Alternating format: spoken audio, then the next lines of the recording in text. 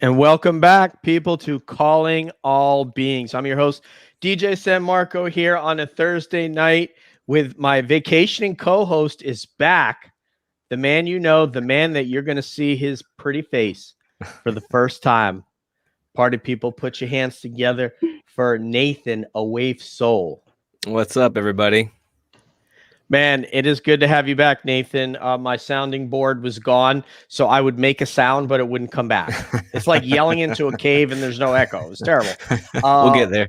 But you know what I want to say is one of the cool things about UFO Twitter is that you meet and my friend that's about to join us here in a second, our special guest.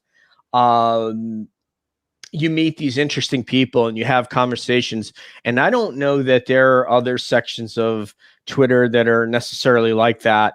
And so I met Lampy talking about Anjali because she posted a whole bunch of basically, I think it was a transcript of something. I'm going to get her to remind me because now I forgot. But we ended up having a great conversation. And so I said, you know what? I'd really like to have you on tonight and talk. So party people. Put your hands together for Lampy 1947. Hello. Yeah, the thread I made was basically just like a compilation of all the links that you'd need to get caught up on the drama, because by then there was a lot of it and there has only been more since. But new people are coming into UFO Twitter every day, and even people who are regulars like aren't on constantly. So things move fast and people really need a way to catch up on everything. Absolutely. And are there cooler glasses on UFO Twitter than what you're wearing right now? I don't think there is. I mean, I'm putting out a challenge if anyone thinks they can top these glasses. Let's go, man. Until then, I'm declaring myself the champion. I love it. Natasha Dominguez, check it out. Next time you're on the show, you're going to have to up your game, girlfriend.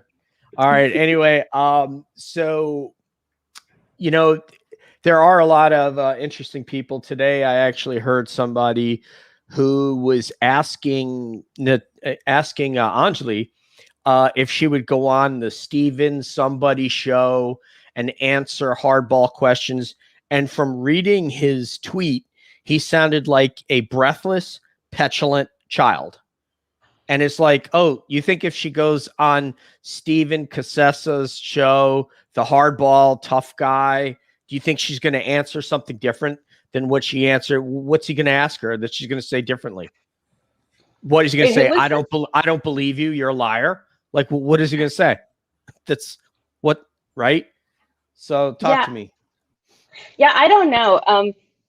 I know that a lot of people are getting, like, there's always been skepticism of Anjali, but I feel like it's just only been ramping up since about a week after the press conference, because people are wanting to know when she's going out to the desert and who the team is going to be. And so I understand the frustration, but you're right. People can be a little bit mean about it. Like I gave a very respectful response and that guy like blocked me or something. And it's like, I just said, look, you know, you're going to know, and she'll broadcast it probably after the fact. You're not going to know that she's going. When she's going, she's going to tell the appropriate people she's going to go. And then when she comes back, she'll report her findings. What would be the point of them telling people ahead of time so that you can have people out on the road with binoculars and it'd be nuts? Yeah. Well, I know that she did say that she was going to do a poll on UFO Twitter where we could nominate someone to go, which I don't know if she's still going to do that, but I hope she does, because I'm very interested to see who would get picked. Me. Could be a free for all. Yeah. I mean, I think she definitely needs. I mean, she needs it, honestly. And we can get into this. I think we could actually get into that discussion later. The first thing I really wanted to ask you, Lampy, and I've scripted out all these questions, which is to say one, is what made Nathan loves it because he studied for class. You know, I'm extemporaneous, you know, when I do this. So what made you go to the Anjali press conference in the first place? What drew you to that particular event? So I was kind of late to the Anjali party. Like, a lot of people have been following her on Twitter and on Reddit since she first appeared back in March 2021. But I didn't hear about her until like the end of July because actually one of the skeptical accounts that I follow retweeted her announcement of the press conference and was like, is there anyone in the DC area who's going to cover this? And I was like, I'm in the DC area. I could go. That sounds cool. Like at that point, I didn't have any opinions on her. And like, I went and read her first Reddit post, but I hadn't gone very deep down the rabbit hole. I just thought I was in the area. It's going to be a nice August day. Whether she's telling the truth or whether she's starting a cult or whether this is a psyop, like whatever's going on, it's not going to be boring. So like, why not? So I went down there and it ended up that she did end up posting her live stream eventually, but at the time she was a little late getting that started. So a lot of people were really eager to see what was going on and started following the thread I made after getting there. So that was very exciting. And yeah. That's how I had heard of, I had heard her name and heard something tangentially about the story, but I didn't really know anything. I hadn't delved into it whatsoever until after reading your post. So that was my entryway into the phenomenon that has become Anjali about the phenomenon, the phenomenon of the phenomenon. And then, I found her to be a very credible person. And you know what, I'm going to let Nathan have it now. I mean, I find like, I feel like you're holding a healthy bit of skepticism here. Am I right? Yeah, I think that's fair. Okay. Nathan, go for it, brother. All right. Yeah. So where to begin?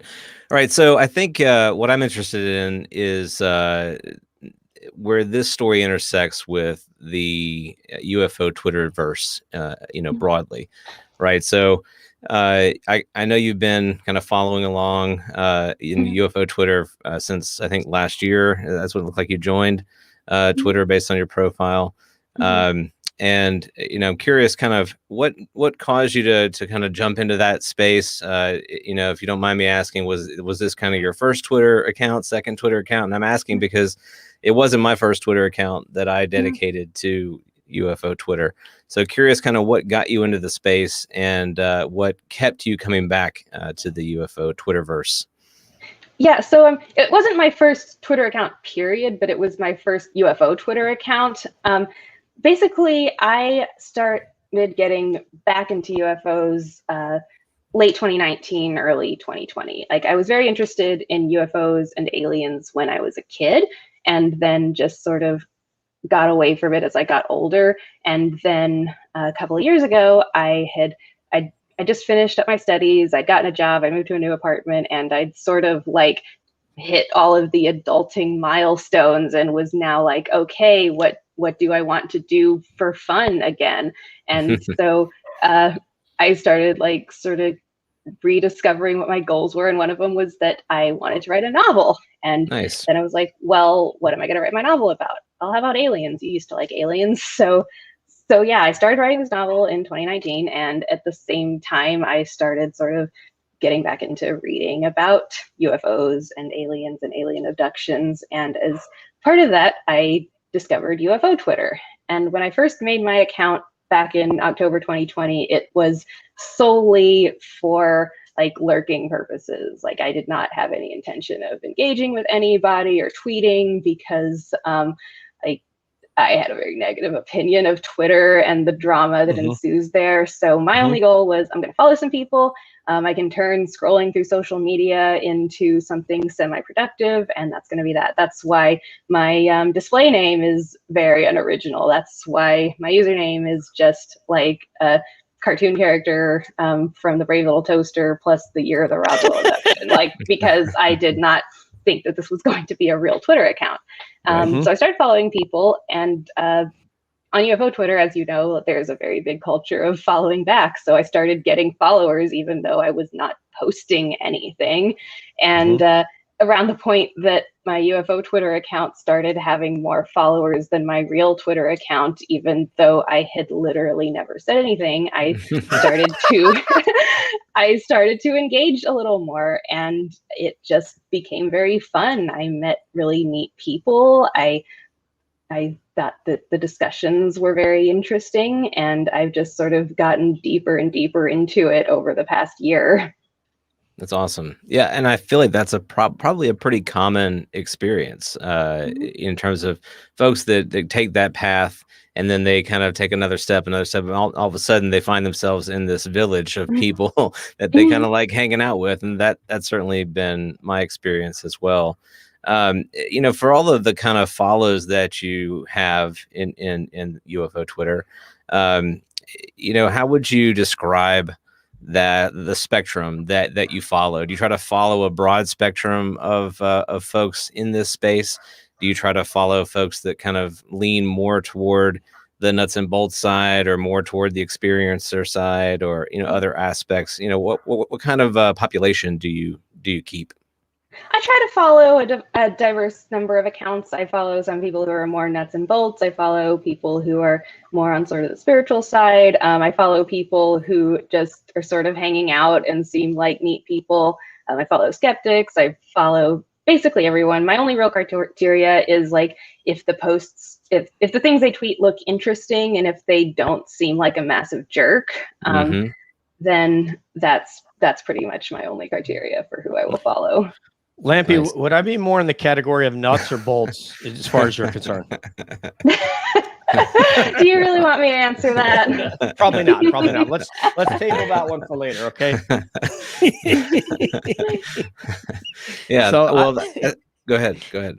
Well, no, I mean, I'm just trying to figure out what is the area. I think another way of phrasing Nathan's question is there something that's more fascinating aspect of this more so than the other? And that may be what you're going to write about in your book, or it may be, well, I would assume it would have to be what you're writing about in your book, the aspect of it. What aspect is most interesting?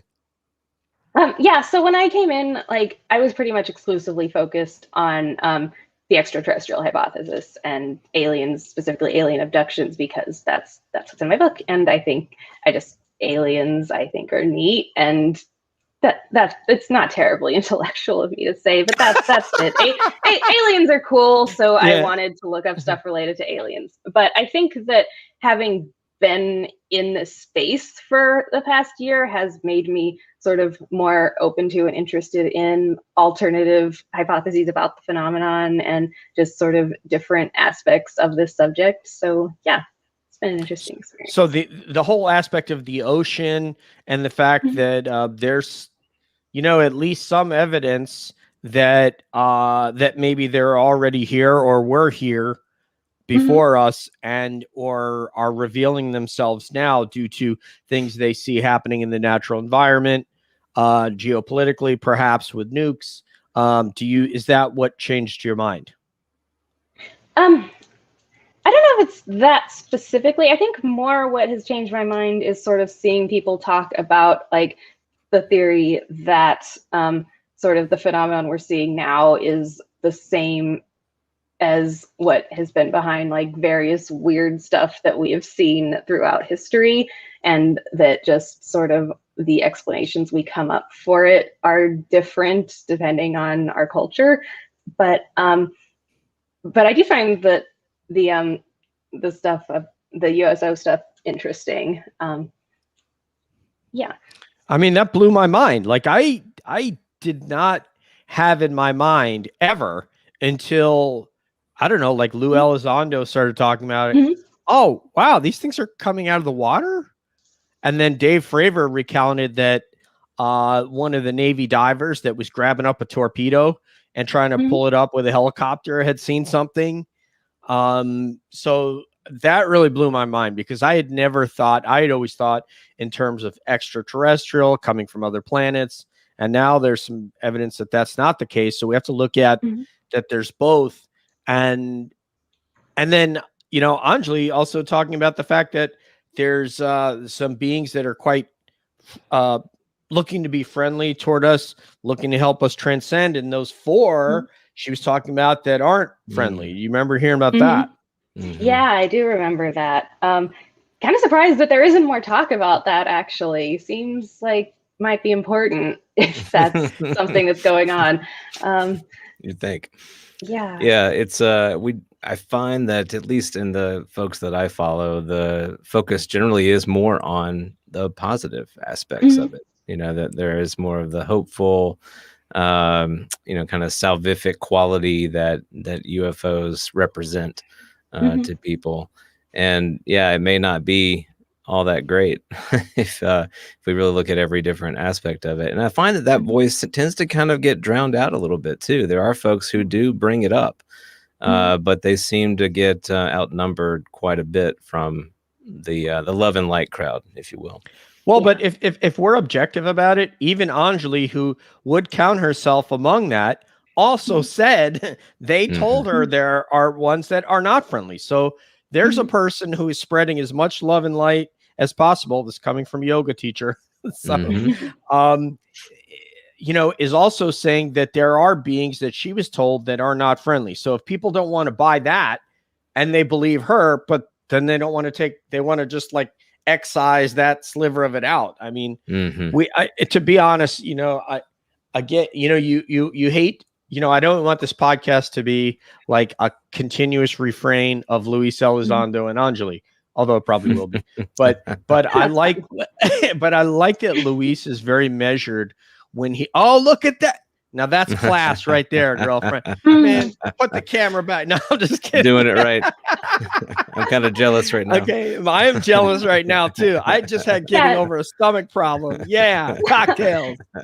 Yeah, no, this is my first live podcast recording, so I need an excuse if I say something stupid. There you go. Hey, you know what? I've been doing it since 2010. I've been saying things stupid on air, and I'm still here. But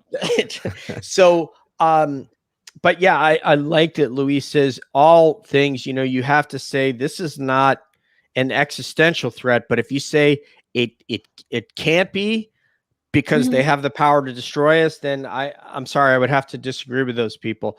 I'm a love and light person. I do believe in what Anjali said about transcension and being better humans to one another and finding a better way to communicate than what we currently use, which, by the way, has devolved from this type of communication to text. There are people that don't even want to talk to you now. They just want to text you. If you try to call them, they won't answer. So seriously, that's a devolution of communication, not an expansion or broadening or transcending of our communication as humans, in my mind. So but you have to leave open the possibility. And by the way, somebody who espouses that opinion said it for as much. So yeah, like I definitely think that asking like, are the beings friendly or not is the wrong question, because like, what if they asked us, are humans friendly or not? Like, how would you even answer that? And we're just one species. So like, I don't think it makes sense to think that if they're aliens, all of them are going to be one thing or the other. Completely. Is there an abduction or a contact narrative from someone that resonates with you the most, or is there a couple of those?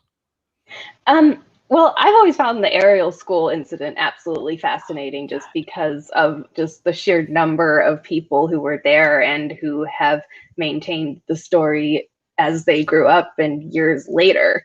I'm really excited for I think it's James Fox who's making a documentary about it, and the Phenomena documentary was fantastic, and I'm really excited about this one. I think that a lot of people don't know about this incident, because I certainly didn't know about it until I started getting into this subject more and more. So I think that once it's mainstream, it's going to get a lot of attention. Right. Yeah, I think that that aerial school piece from his movie, The Phenomenon, that segment is really what probably humanized the topic the most. And really, for folks that were a little bit on the fence on it, that one story, maybe even more so than the Nimitz, is the one that really kind of grabs you and pulls you in because of how personal that testimony is from those kids.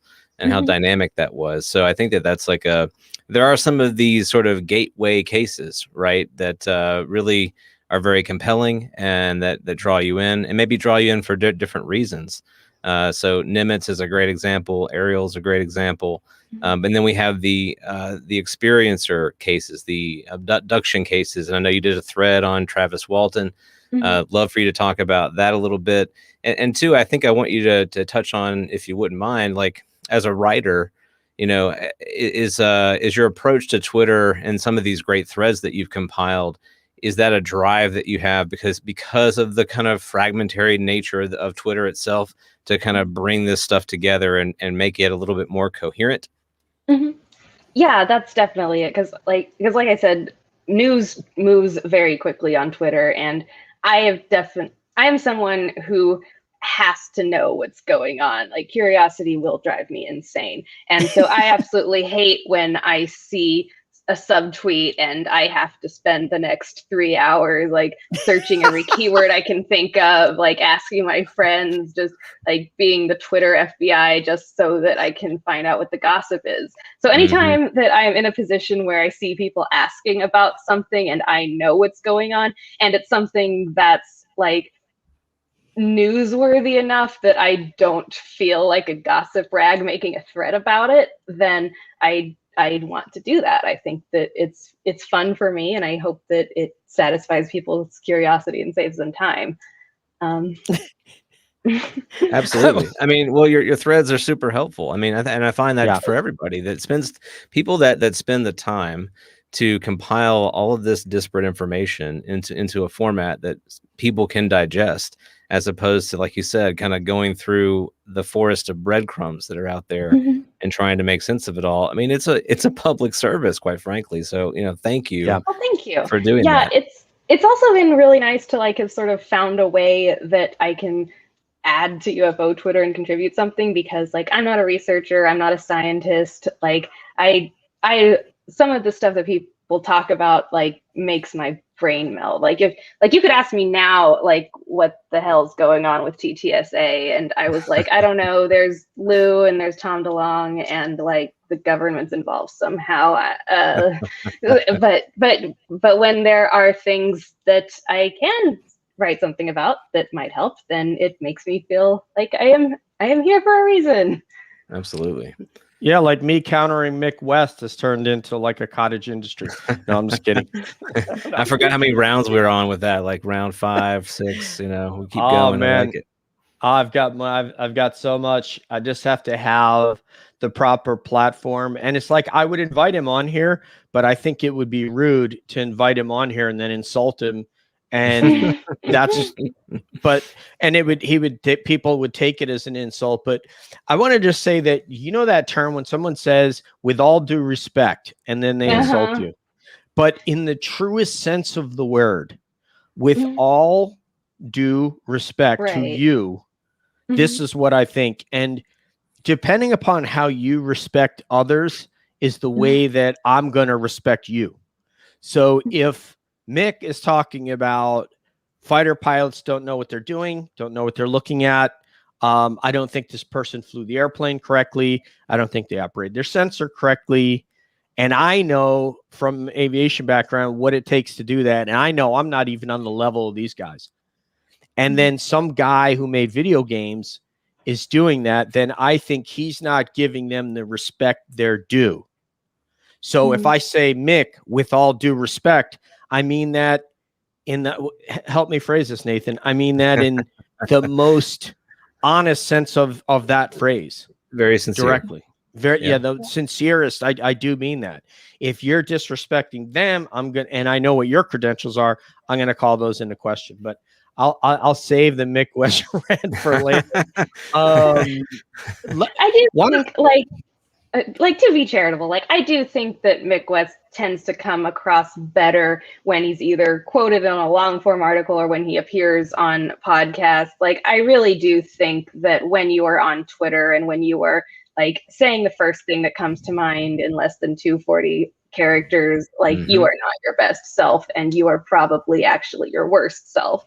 So Okay, but when you say that, you're viewing that through the prism of somebody who doesn't know aviation. Right. So if he says something and he's really smart, like if you're going to say who's smarter, Mick West or DJ, Mick West is going to be up here and I'm going to be down here. But with 4,000 hours of military flying, then DJ is going to be up here and Mick West is going to be down here. Mm-hmm. Okay. When we're talking about evaluating, well, first of all, I know enough. Like if you said to me, DJ, what did you think about what Chad Underwood or Dave Fravor or Alex Dietrich did? I'm going to say, I don't know, because I wasn't trained in their mission set. I didn't go through the thousands of hours of tactics, ground training, flight training, pass check rides, become an instructor, become an evaluator, go through Top Gun, all the things that they did. You have no idea what it takes to do that, right? So, but I do. And so when somebody like Mick West, the lay person goes, wow, he sounds pretty reasonable. Yes, because you don't know what it took to do what they did. But they know that he's a buffoon, and that's why they don't come on air with him. Dietrich went on and was very charitable and very friendly with him, and Chris Lato was too. Dave Fravor won't be. The guy who does the Fighter Pilot podcast on Apple, Vincent Jello Aiello, I guarantee he's not going to be, and I wouldn't be, because I'm going to say you are not qualified to critique that person's flying. Yeah. None, no qualifications. So that's the respect that you're due for saying that. And there are people out there like Lampy who goes, oh, well, gee, sounds like he's pretty thoughtful and reasonable. Yes. But meanwhile, he put out a tweet today with his living room sofa saying, I did see that one. Yeah. Okay. So you're questioning them again when they told you how they identified a white object against a dark blue sea from 20,000 feet. That's what they're trained to do. It's not what I was trained to do. Right. I was trained in tactical low-level flying. That's not what fighter pilots are trained in doing. They're not comfortable at 250 feet like I am, flying for an hour and a half in the mountains. And I'm not comfortable diving down at the ocean at an object like Fravor did. Right. It's a very specific skill. You wouldn't catch. Okay, to give you an example, you hear what Mick said. I couldn't get a pilot who I flew with to say what he said. You know what that pilot would say? Those guys are the experts in that, man. That's not my area. I mean, I could get you a high time pilot that went to Air Force weapons school that would say that if we asked them to critique those guys, they would look at it, they'd listen to it, they'd read it, they'd listen to the interview, and they'd say, they saw what they saw. I can't. But Mick West is okay to say, oh, yeah, those guys, they make mistakes, Right. Well, and it's interesting. I think that in the absence of good information, which, you could argue is a good portion of UFO Twitter, there's a vacuum of information, of quality data that allows for tremendous amounts of speculation. And where I think, I know you have your specific beefs. My specific beefs with him are the way that he takes that very little amount of information and then extrapolates out from that very large speculative conclusions. So I have issues with conclusions off of very little data. But I have that same beef with a lot of folks in UFO Twitter that will take a tiny little thing and say, well, I mean, it must be X, Y, Z. I think that's a little disingenuous to make that leap. But Lampy, I mean, what do you think about that? I think I'm pretty much with you on this. Like, I agree that Mick West seems to sort of be in the habit of thinking up an alternate explanation and sort of putting it forth, even if it's not based on very much, because he just sees it as inherently a better explanation than aliens. But I think that, but I also don't think that he's the enemy or a terrible person because of this, because I think people judge him more harshly because he's on the skeptical side, when, like you said, a lot of people speculate on UFO Twitter, and when it comes to Twitter, we all have bad takes sometimes. I've had bad takes, a lot of my friends have. We all tweet stuff that isn't super well thought out and we're all wrong about things, but that doesn't necessarily mean that you're not an important part of the community. That's right. And we're not on CNN doing it, though. Right. No, No, and, yeah. and let fair. me say, I want to state for the record, I want to get this actually on air. I don't dislike Mick West. I don't not respect him. I'm happy he's part of the community. There are two things I think. First of all, so I'm happy that he does debunk things, because people will put out a UFO video that he is able to then find is fake. And that is a huge service to us. He's also, apparently, I don't really follow his work, but he's done that with QAnon and other anti-vax and other conspiracy theories. So I really thank Mick West, namaste, for doing stuff like that. I really appreciate that. And I think it's of service to the community. What I have a problem with is I think if you start at the beginning, there's an intellectual dishonesty in the way that he approaches it, because he comes out and says on camera, hey, I just want to learn. I just want the data. But he approaches the subject from, okay, everybody thinks it's this. And so I'm going to try to prove that it's not that. So that's not intellectually, that's not me trying to learn. If you have a Luis Elizondo on your show, and I actually have talking points about this, where he asked Luis, you know, with the gimbal, you know, I think it's this GLAD, it's the GLAD. He's saying GLAD over and over. He's saying we had we bring in electrical optical engineers. We brought in aerospace engineers. We brought in pilots. We reviewed stuff. And by the way, Mick, we have more than what you've seen. We have other sensor data and other things. And we don't agree with your hypothesis, to which he says, yes. Okay, so let's talk about the Chilean Air Force. So that right there, I'm not kidding. He digresses to irrelevancies. So he's intellectually dishonest from the way he approaches it, which he says, I'm trying to learn. No, you're not trying to learn. You are trying to find one aspect of this, which is what Lampy was alluding to. That and actually, Nathan, you also alluded to it, that one string, we want to talk about the angle and the range, because if they didn't get the range right, or they didn't get the size of it right, then maybe we can dismiss the Princeton radar footage, the E2 radar footage, the testimony from all of them, plus the pilots. And then, everything's in question at this point. So that, and when he said to Lou also about the Tic Tac, and Lou came and said, yes, we looked at this. We didn't use single source on this. There's other data that you haven't seen that we did see. He still won't say. Now, somebody who's interested in learning say, oh, wow, that's really interesting, Lou. I should rethink this. You know, I mean, if you've seen things that I haven't seen and you're privy to information I'm not, and the pilot, and it jibes with what the pilots testify, I might have to change. He's not ever going to say that. So to me, he's starting from a dishonest place, because he's not trying to learn. He's trying to say, how can I prove it's not what all these people think it is, so I can be the smart one? And people who are lay people actually, you know, will say, hey, he seems pretty reasonable. You thought that. But it's not when you call into question people that we paid to do this. You paid to teach Alex Dietrich how to do this. And I'm telling you how not easy it is. And I know Nick has flown a Cessna. I've also am licensed to fly Cessna. Let me tell you how much more difficult it is to fly one of these aircraft with G's, with a G suit, when you have someone that straps you in and pulls on those straps like the damn space shuttle. And then you have that sensor camera on your head. You know, they have that helmet mounted cueing system, all that kind of stuff.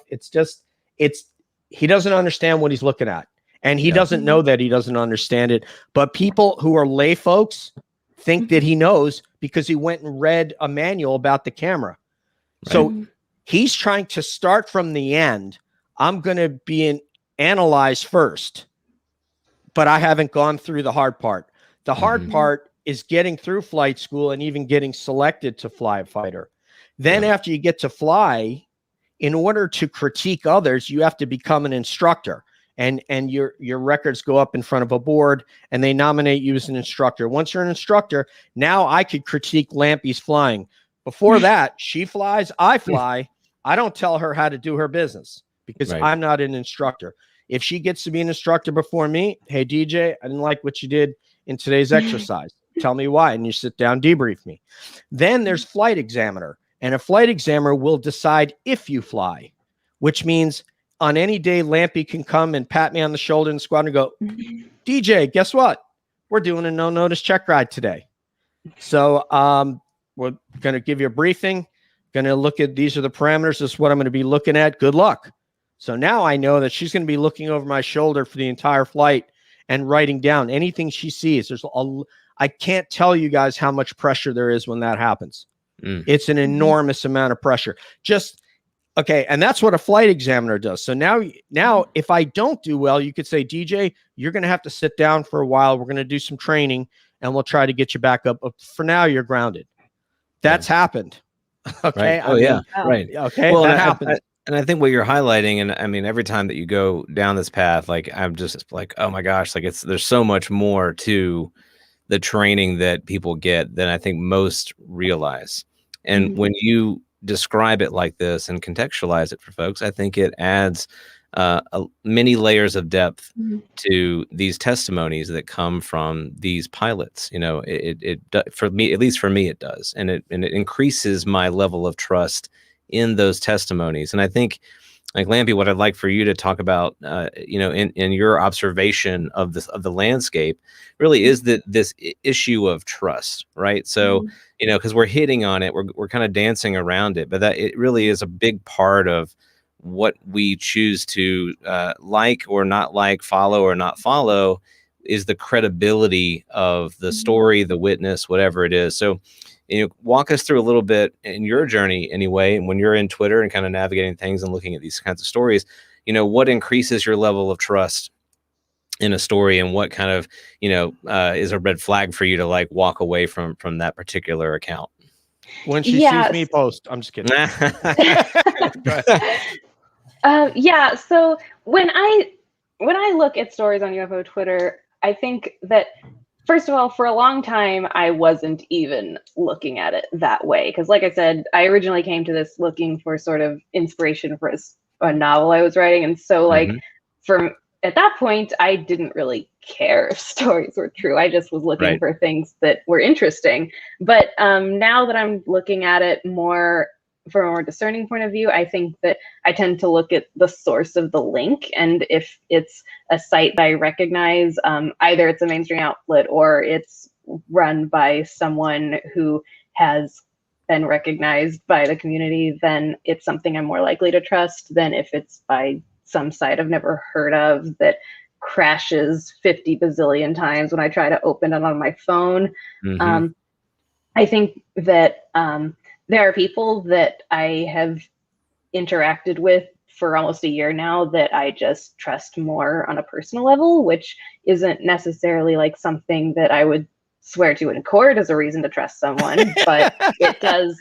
But I think that building relationships with people does like make you trust them more. And I do tend to look at the details of stories and see if they add up to me based on what I know. Like, it isn't super often that I have expertise that is relevant in this field, but it occasionally happens. And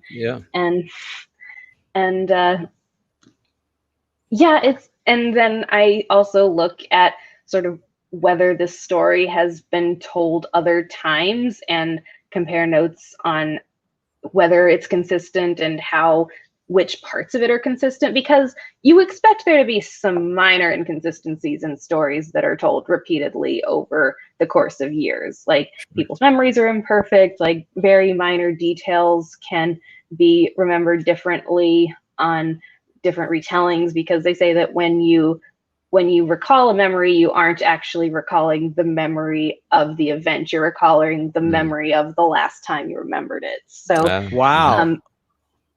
Yeah, but if there are major inconsistencies on like events that are key to the narrative, or if the narrative seems to change in a way that benefits the teller or seems to make their role bigger than it was in the original tellings, that can be, to me, a sign that maybe the truth is being stretched.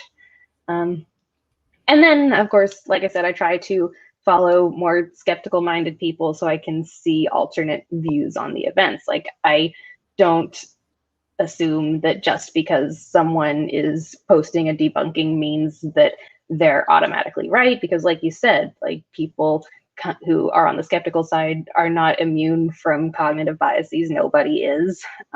But I do think that seeing that view can help you look at it from a different perspective when you're trying to make your own decisions. Yeah, you know, I went through this with Green Street a little bit. My Twitter friend Steven, how are you? I'm sure your hair looks great today. But in analyzing the whole Tucson helicopter thing, which fascinated UFO Twitter for about 2 weeks or so, and I was I was going back and forth with a guy on there, and I'm not sure what it is. I think it's still in question, but just to give you an example, if Stephen Greenstreet, journalist for New York Post, right, the basement office, if he were to hand me a piece of literature and said, DJ, read this, and I read it and I say, okay, that's pretty ordinary. I mean, I think anybody could have written that. And DJ, this is a phenomenal piece of writing. You don't know what you're looking at, man. And I'd be like, okay, well, you know, maybe I don't. I mean, I don't really have any courses in journalism. I have basic college writing, you know, at my apex. So yeah, maybe I don't. So by contrast, we can listen to a narrative of drones and helicopters interacting in Tucson. And I say, that's Stephen. He could say, oh, well, that's pretty ordinary what it did. And I go, dude, do you understand like how difficult it is to perform those maneuvers that thing did? You don't know what you're looking at. So you see, if it comes to writing, Stephen's going to be like, dude, this is a brilliant piece of writing. Right. Or if it were Luis Jimenez, this is a wonderful screenplay and you think it's ordinary? Well, I'm going to say the same thing when I hear about a drone that's sitting at 10,000, some kind of craft that we don't know it is sitting at 10,000 feet, and they said it zooms straight up to 13,000 feet. I know what it takes to do that. Exactly.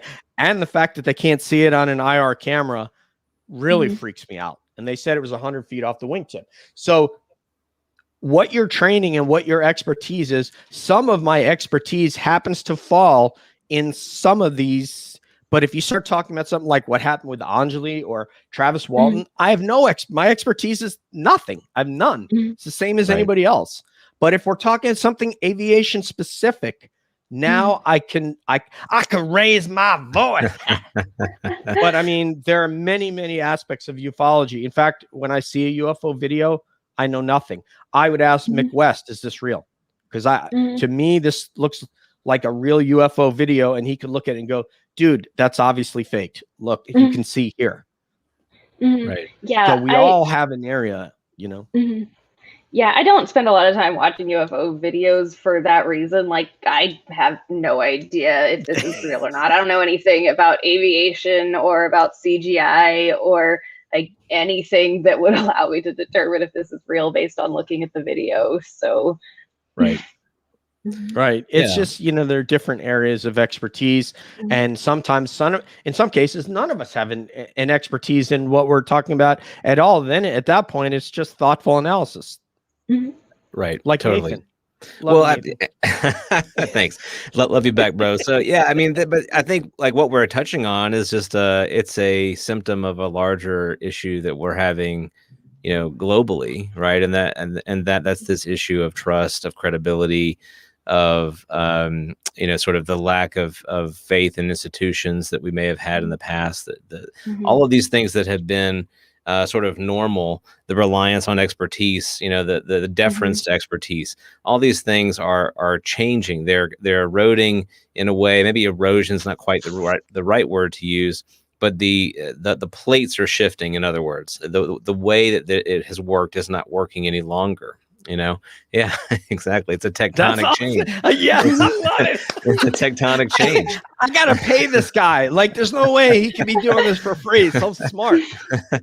So we have this new landscape, right? We have this new landscape that is forming, and we're all a part of it. You know, we're all part of that conversation, and it's a new way for us to, in a way, almost crowdsource credibility or trustworthiness or whatnot. Yes. And I think about this problem in the context of a Lou Elizondo or the government in general. So if the government, if we take the position, and I think most in ufology would, that the government knows more about this topic than the average person does, than most of us do. They have more information, more data, what have you.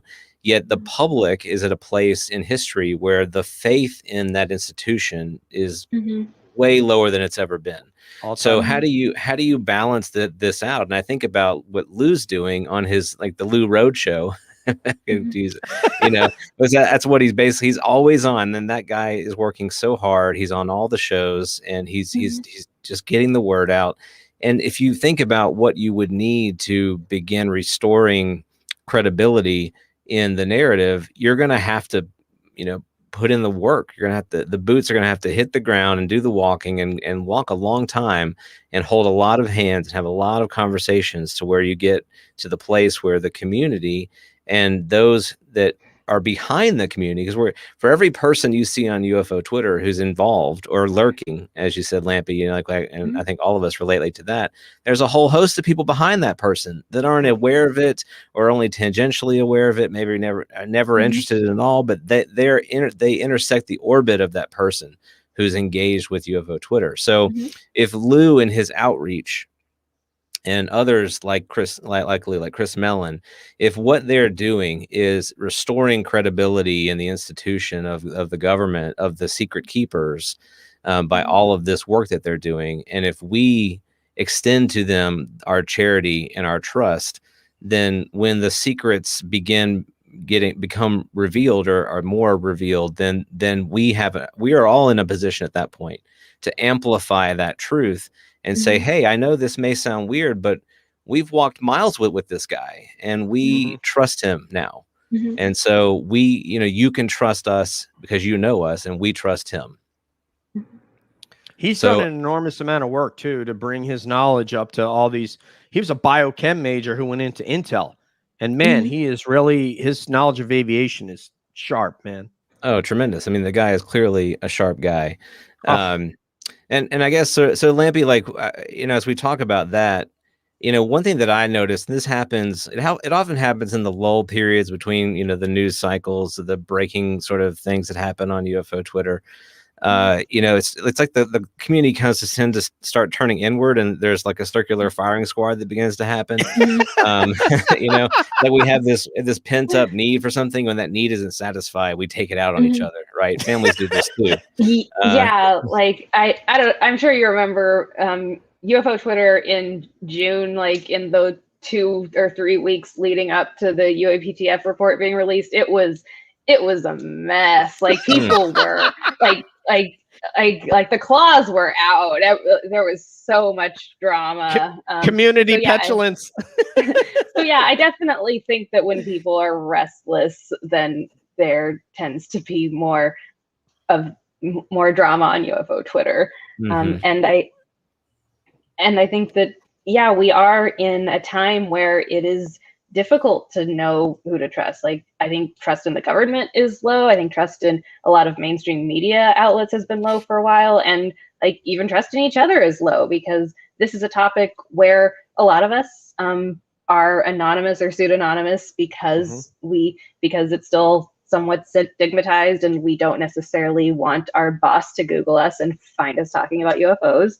But at the same time, like, we know that there are bots and trolls and people on Twitter who are there specifically to divide communities and cause problems for nefarious ends. And so it's really hard to establish the trust needed to move forward on a subject like this. And that's why I think it's so important to sort of build a lasting community here. And and like with Lou Elizondo, like I've noticed that he appears on like the 60-minute special, but he'll also go on podcasts that have a couple thousand subscribers. And so I think that people who are trying to make this topic mainstream are conscious of the fact that they need to not only rely on their status and expertise, but build relationships with people and make it known that they are someone who can be relied on a personal level.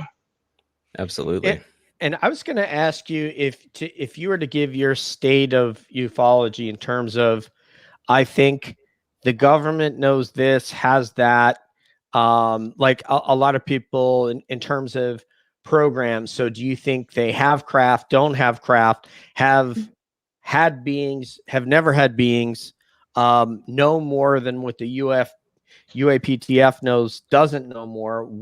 Let's go. I'd like to go around the horn, go you and then Nathan, and then I'll go. What do you think is the status of where we're at now in terms of their grasp on this topic? Like, if going purely by gut feeling, not based on anything reliable, I would guess that they know more than we do, but not by much. I would not assume that they have bodies or craft. I think that if I were to guess, I would say that the government knows enough that it would be embarrassing to admit they don't know more than they do. And I also think that there's a good chance that there is knowledge sort of scattered in bits and pieces among various agencies, like different branches of the military might have some information, the task force might have some, NASA might have some, and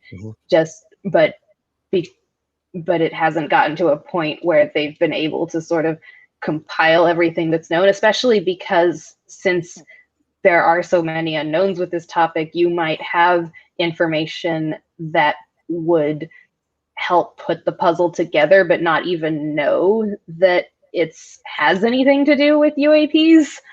Interesting. Yeah. Well, right. I mean, the Vatican comes to mind, whatever they may have in their treasure trove of information through history, right? Stories that may have seemed like traditional miracles may in fact be, Cheers some sort to of, Lampy. there we go, some sort of manifestation of whatever this is. But I think you're spot on. I think that in Lou's recent interview, I forget who it was with. Andy. Yeah, that's right. It was with Andy. That confirmed for me that we don't know as much as we hope that they know. That the government does not know as much as we hope that they know. I think that they do know a good bit. I think that they have, like you said, compartmentalized information. But therein lies the challenge, and that is like to start kind of compiling it, putting it out there, and then looking at all the pieces that are on the table and saying, well, we have all these pieces.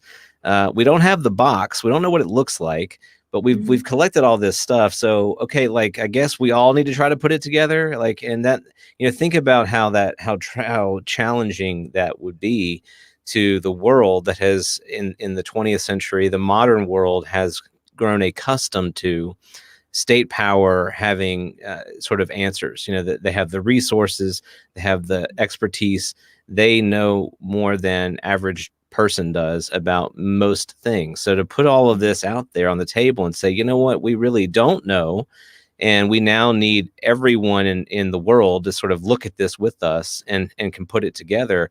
I think that is, I mean, I can't imagine how they would start that task. It sounds really challenging, unless, and this is where I think I'm the most curious about, is the conversation partner that we haven't talked about, and that is whatever they are, whatever this non-human intelligence happens to be.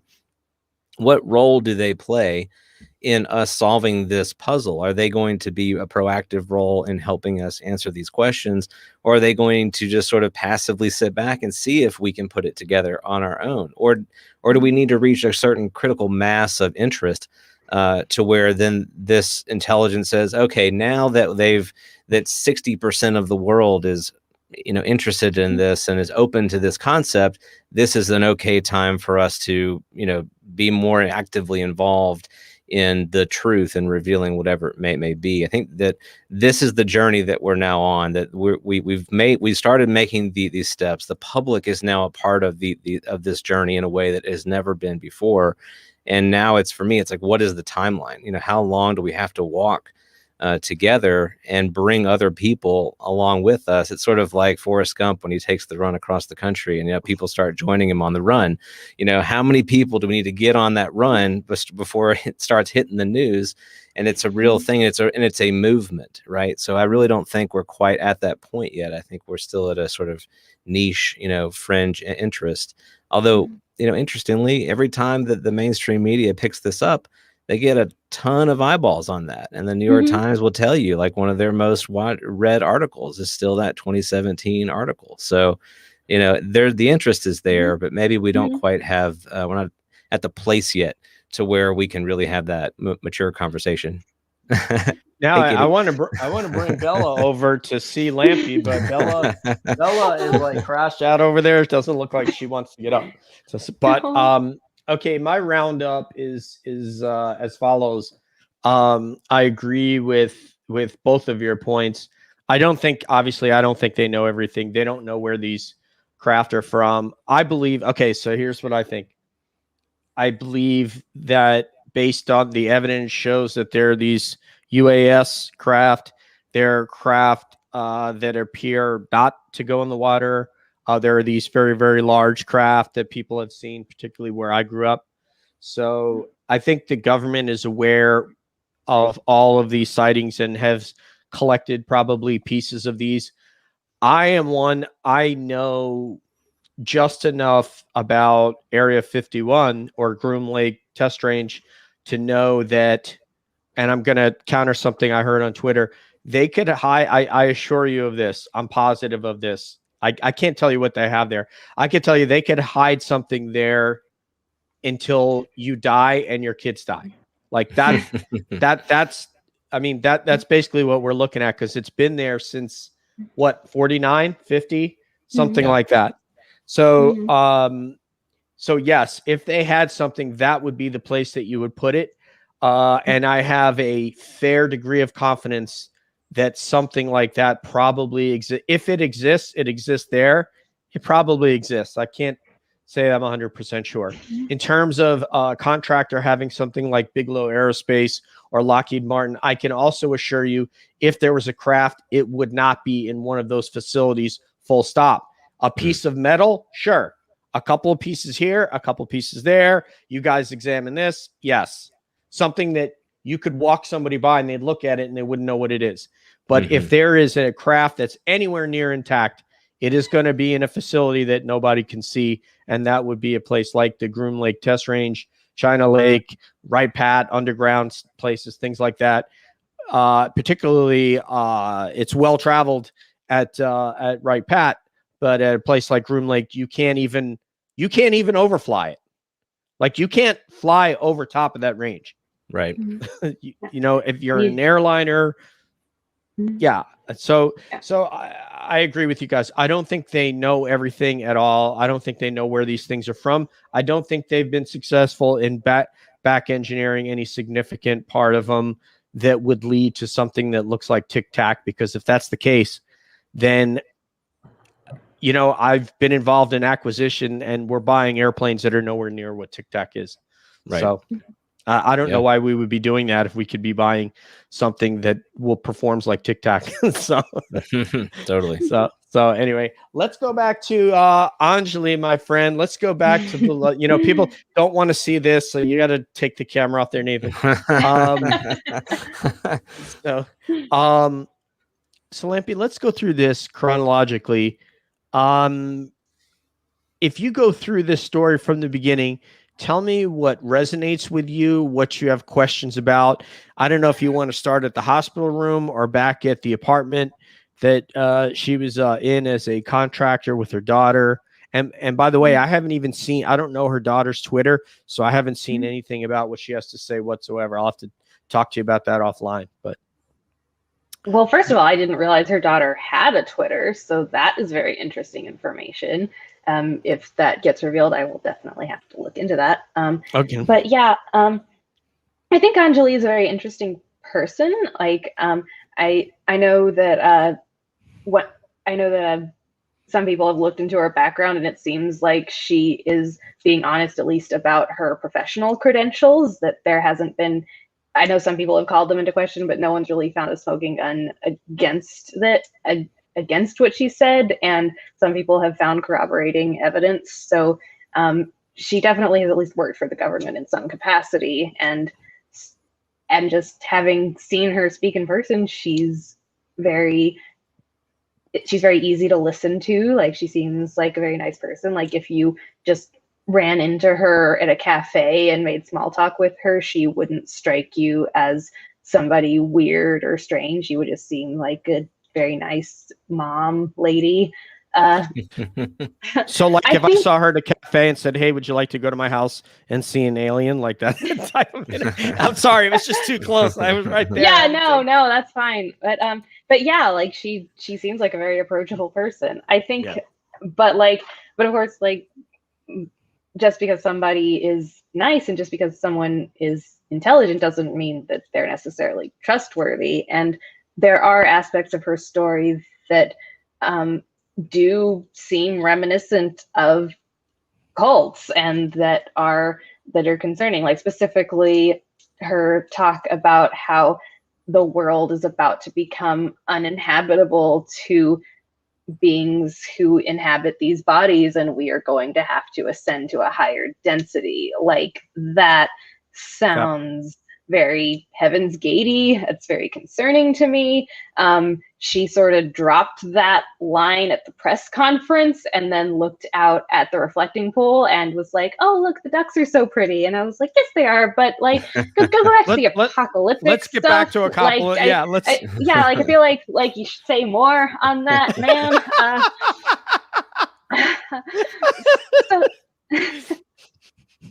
I also think that her descriptions of what's going on with Wayne are very strange. Like, the fact that he and Trisha have only been given pseudonyms and apparently want to remain anonymous and not be involved in this and not have their location revealed. And on the one hand, I get wanting your privacy. Mm-hmm. Like, that's why I'm here in the giant alien eye sunglasses going by initials. But like, you made contact with aliens or ETs. Aliens is not PC anymore. I apologize. I will post my Notes app apology on Twitter later, and hopefully you won't cancel me. But he made contact.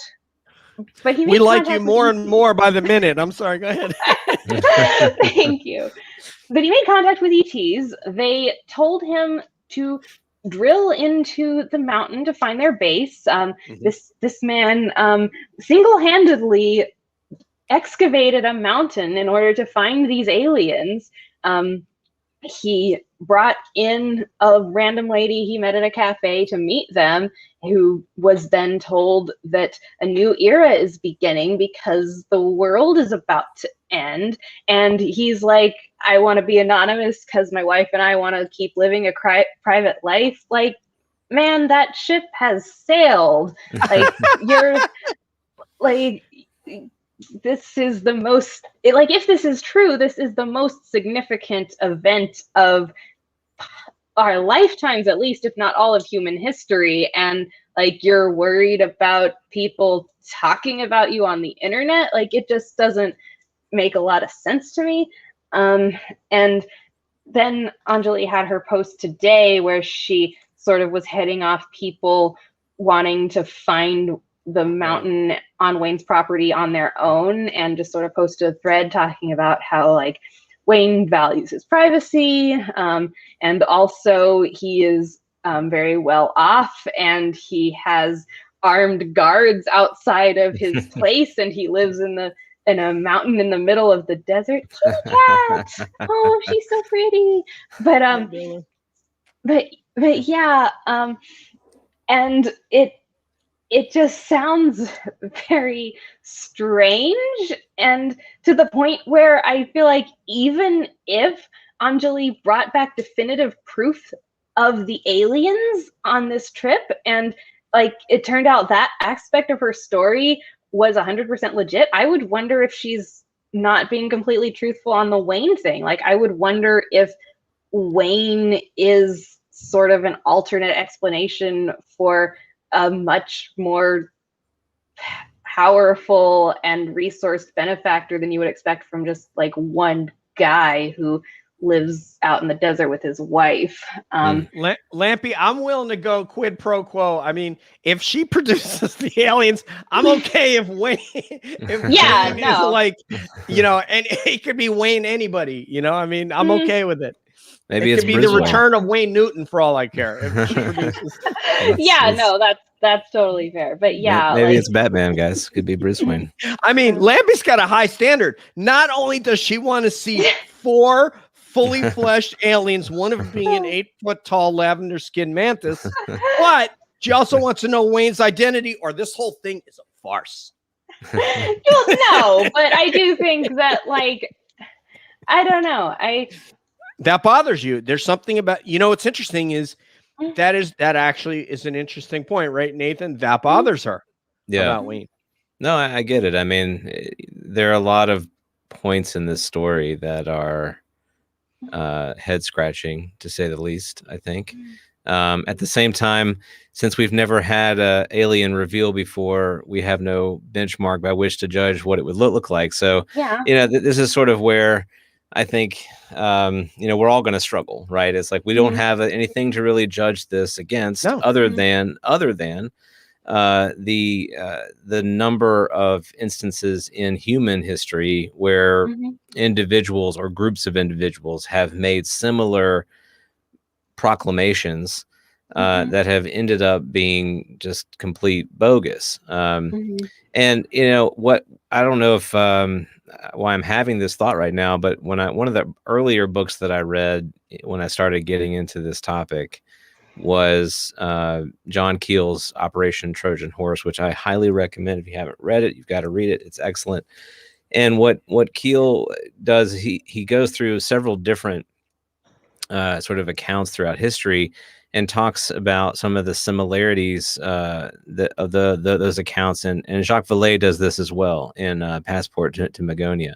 Talks about all these sort of different stories, and they're very strange. You know, they're very strange instances where people have encounters with, you know, beings, and they tell people about it. Nobody believes them.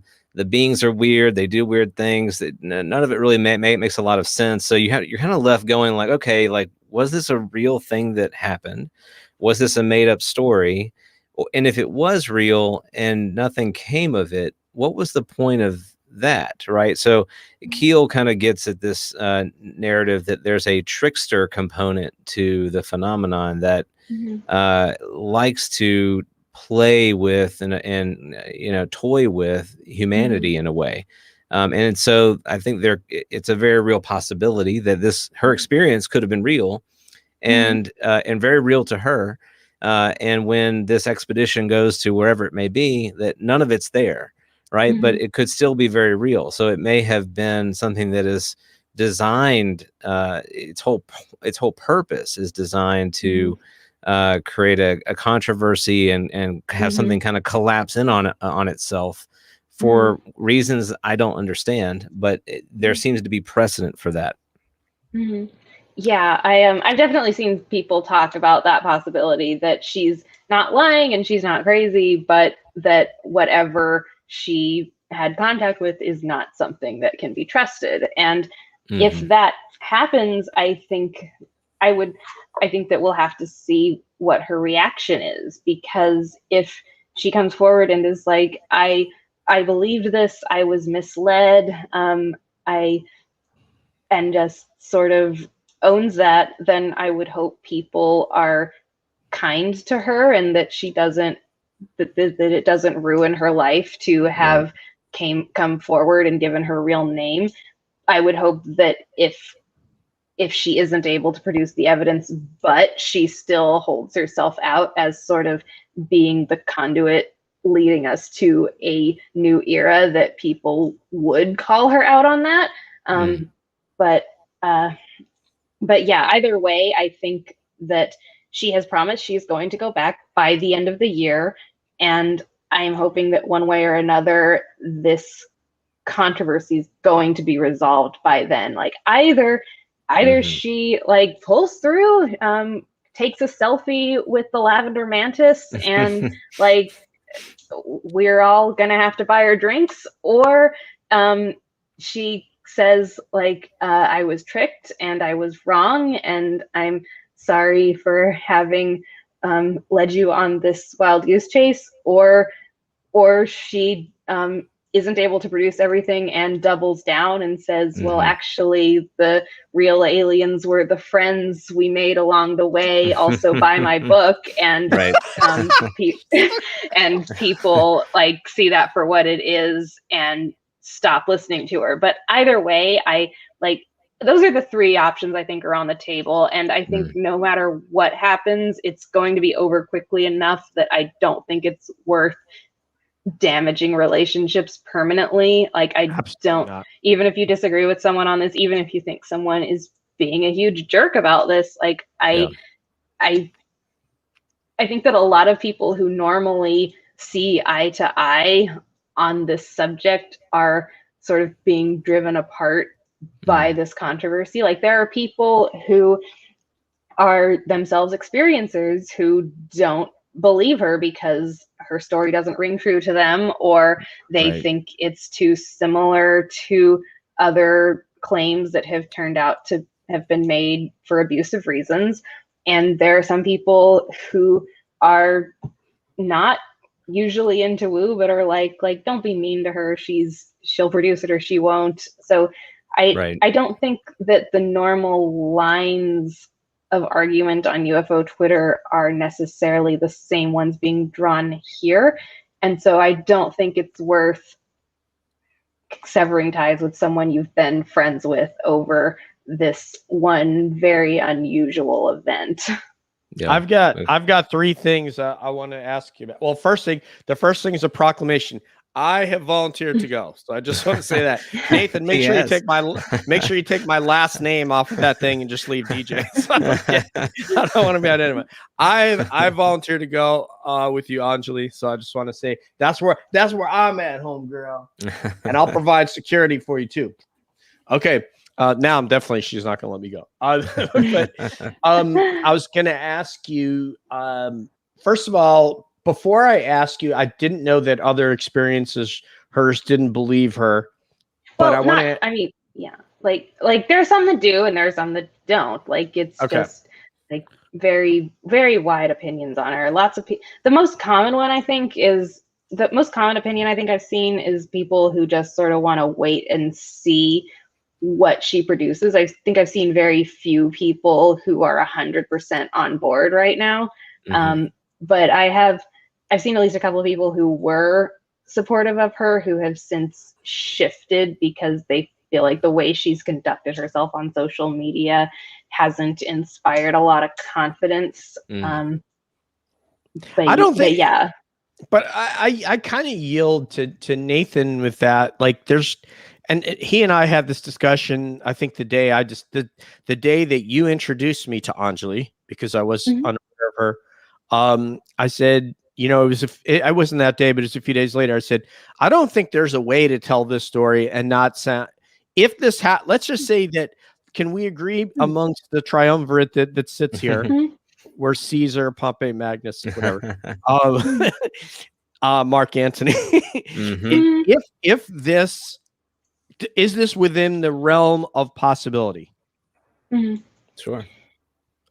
Yes. Anything's possible. Okay, so if it's within the realm of possibility, I submit to you off of the back of what Nathan said, there's no way to present this story to a person whom you don't know personally. So not your daughter, her husband, whatever, where it's not going to sound absolutely crazy. Is there a way where it wouldn't sound absolutely nuts?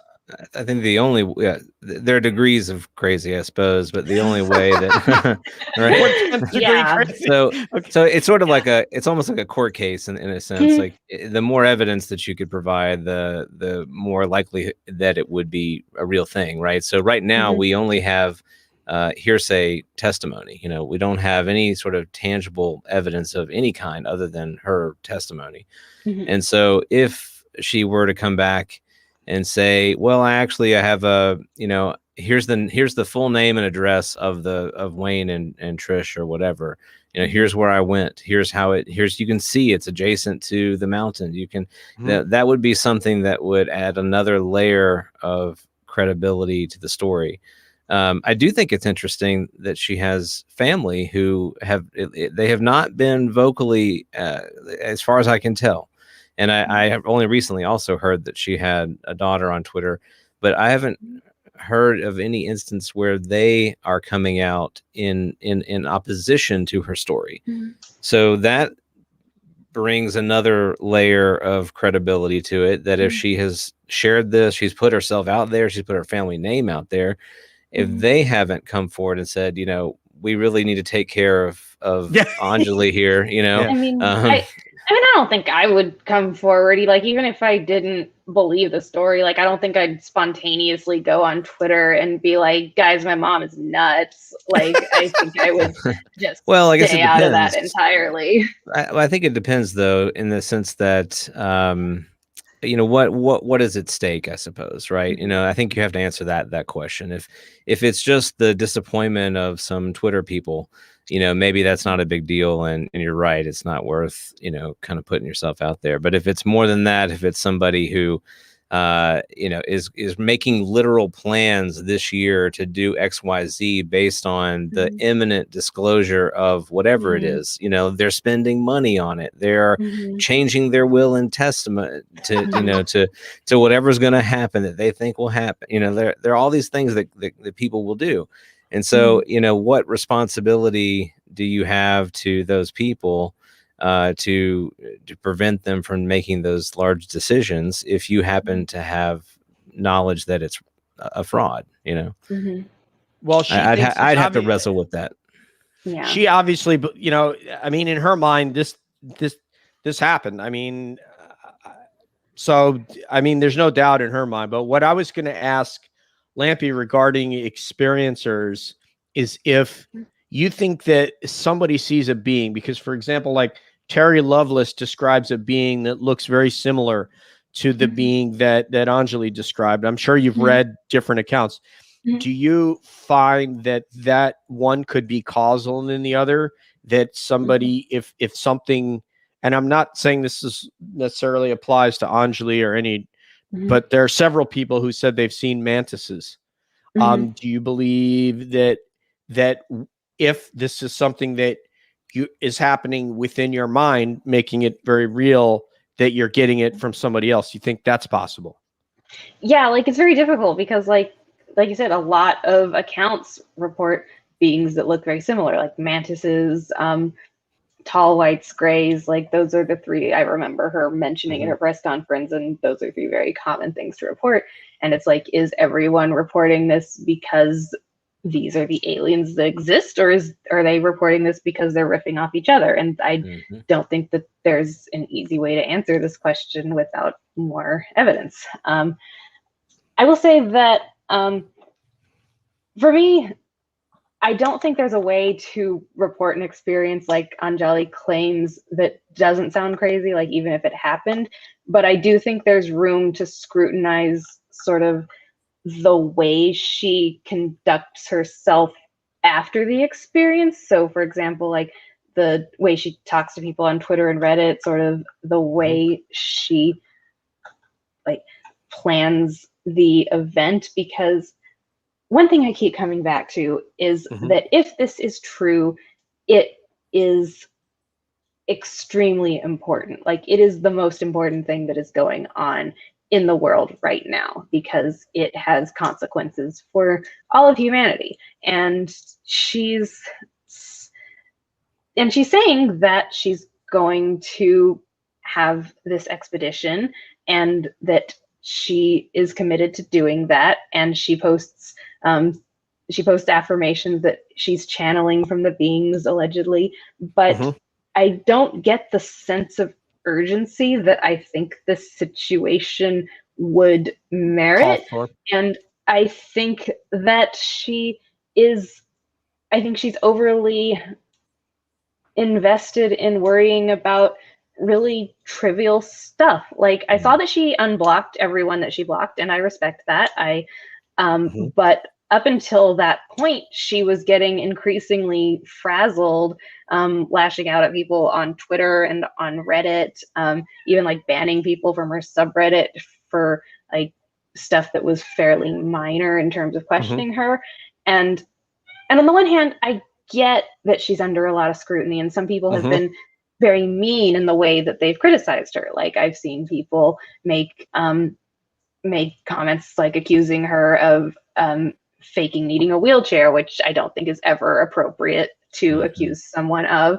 I've seen people like make comments like oh she's hot, too bad she's crazy, don't be sexist, guys, like what would your mother think?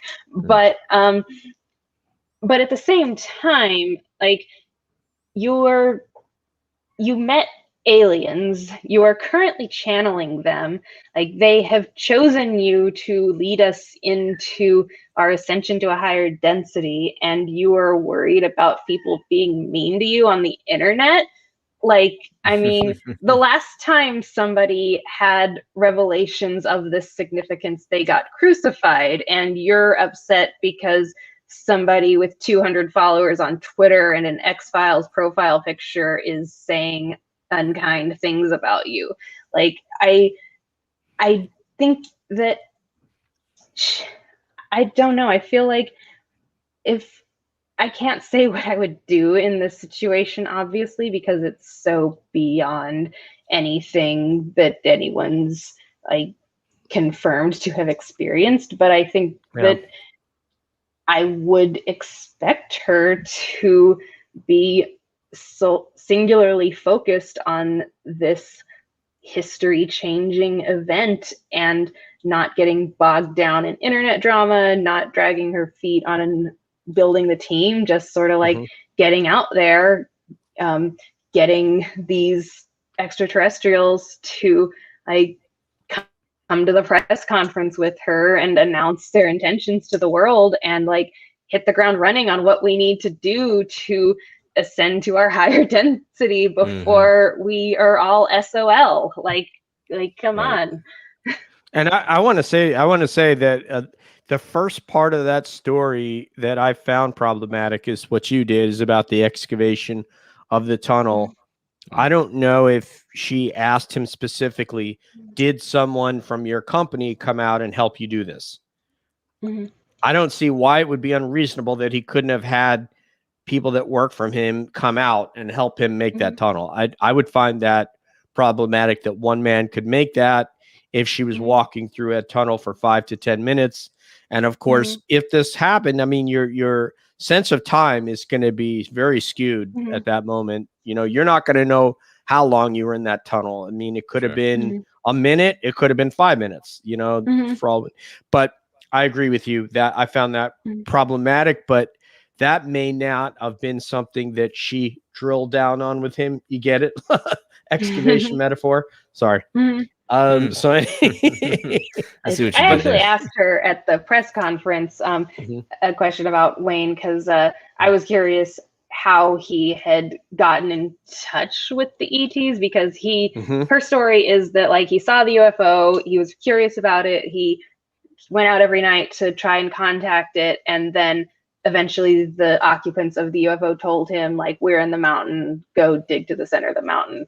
And so I asked her like how he established contact with them. Like, did he do something to make the first move, or did they just reach out to him via conscious contact like she describes? And she said that she told me that she hadn't really discussed in depth those questions with him. Like, she was just sort of like, she heard the story and was immediately eager to go to the mountain, which I understand that, but I don't really get why they didn't talk more about it after they got back from the mountain. And she's also indicated that she hasn't been in touch with him for a long time at this point, which also seems very strange. Like, this seems like being two of the only people who know about extraterrestrials having a presence on Earth seems like the sort of experience that creates a bond that you don't just like, that doesn't just go away. So Right. yeah. Completely. You ask great questions, man. I'm sorry. Go ahead, Nathan. I mean, no, I love that. I love that analysis. You know, and for me, and DJ will tell you this, like, this story for me is the importance of this story isn't about Anjali. It's about experiencers generally.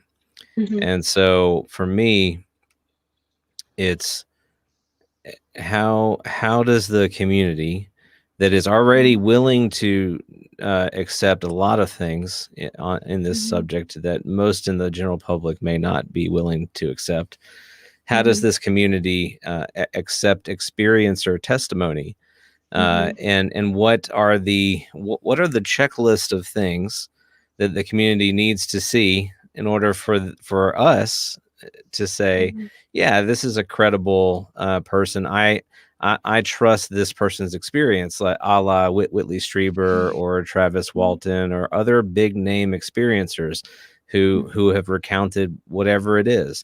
You know, what gives those experiences and stories credibility against this particular story? You know, so I think we need a conversation about this type of criteria, because going forward, it's possible that there will be more stories like this. And so do we, you know, to what extent do we give airtime or tweet time or whatever it is to the next story and spend energy and effort kind of following it, dissecting it, whatever it is, as opposed to letting it just kind of come and go and wash over us, you know, as a community.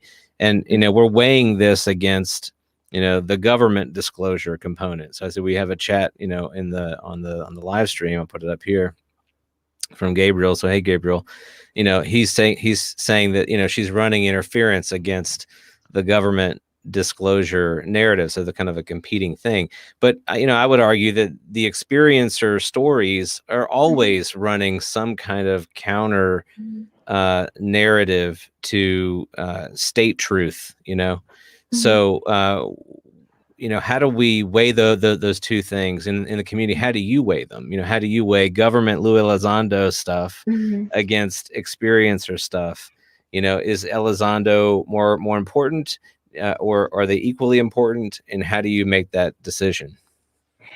Honestly, I don't think that I've ever really thought about it in terms of like who's more important. Like, I will say that I don't see it as a competition. I think that some people on UFO Twitter who are on more the nuts and bolts government disclosure side tend to, not all of them, but some of them tend to be concerned about platforming experiencers too much because they are concerned about harming the credibility of this topic with the mainstream. And I don't think that we should think of it that way. First of all, like, despite what may have been the original intentions of the hashtag, I genuinely do not think there is anyone on UFO Twitter who is not already interested in this topic. Like, this is not the platform that we use to reach out to the normies. This is people who are already interested in UFOs, UAPs, talking to each other. Like, you may not like that that's the state of things, but that is the state of things. So I don't think there's any reason to censor ourselves in terms of what we discuss.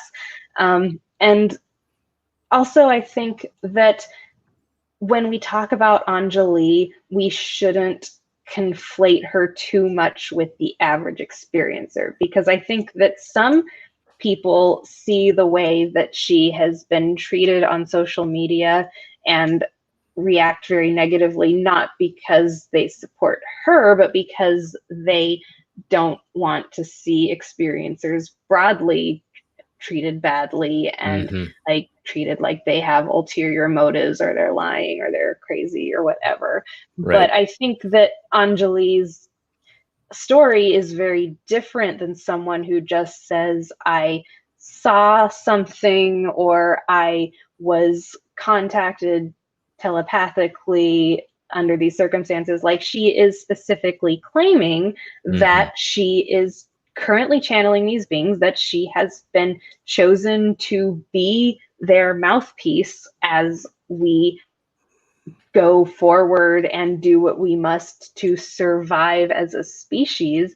And that is, when you put yourself out as a leader, you have more responsibility to the community than if you're just talking about something that happened to you. And Sure. And also, like, she's not like just some like teenager or some housewife who had an experience. Like, she worked in military intelligence. Like, she's DIA, like, so. yeah, like she's not like she can handle herself. Like, Right. I don't think we need to worry. I don't think that we need to assume that treating her with scrutiny and treating the average experiencer with kindness and open-mindedness are mutually exclusive things. Mm-hmm. Wow. A heavy-handed, leather-bound Lampy. She said, toughen up, Anjali. That's what Lampy's trying to say. Toughen up, Buttercup. Yeah, that's Great. Great analysis there. And you know what was cool about that is you weren't saying what you expect somebody else is expecting you to say or trying to meet a certain standard. You were coming through as, this is authentically how I feel about this, and I'm going to say it, and I don't care what anybody thinks about it. And I respect that. I really do. That was great. Let's talk about your book, homegirl. Let's go. Nathan, take my name off there. I don't want people to know I'm going with Anjali. I'm gonna You'll have to edit it. It's too late. All right, go ahead. I can do it. Oh yeah. Well, so I finished the well, first of all, like it's a very like lighthearted, like sci-fi adventure book. Like, it's not like a serious literary examination of alien abductions or anything. It's just a girl who gets abducted by aliens and goes on adventures, and it's fun, I hope. But I finished the rough draft back in June. I started revising it a couple weeks ago, and I'm currently working on that, and hoping to have my first round of revisions done by the end of this month. Then I'm going to send the draft to some more friends, and then I'm going to revise some more, and hoping to be done by the end of this year. And then after that, I'm going to start querying it. Like, I'm hoping that, like, I'm going to try to get it traditionally published, but like, if that doesn't work out, I'll reevaluate. But yeah, it's been fun. That's awesome. Are you an experiencer? I am not. No, I got into this topic when I was 8 or 9 years old because I was with my mom at her boyfriend's house, and they watched Signs, and I watched it with them, and it was super creepy and interesting. And then someone gave me a book about UFOs and aliens that I read, and so that was my introduction to the topic. I am not an experiencer. Never seen one, like, outside. No, okay. Okay. That's awesome. And Nathan has, so I'm the only one that's seen one. You have, yeah. He's kind of a big deal. Yeah, I'm a big deal now. Mine was so brief. Like, we were discussing it on the big phone home the other day, and Luis, his experience was minutes long, like much. Mine was seconds, and so many people from where, I'm actually feel validated because so many people from the Hudson Valley saw UFOs.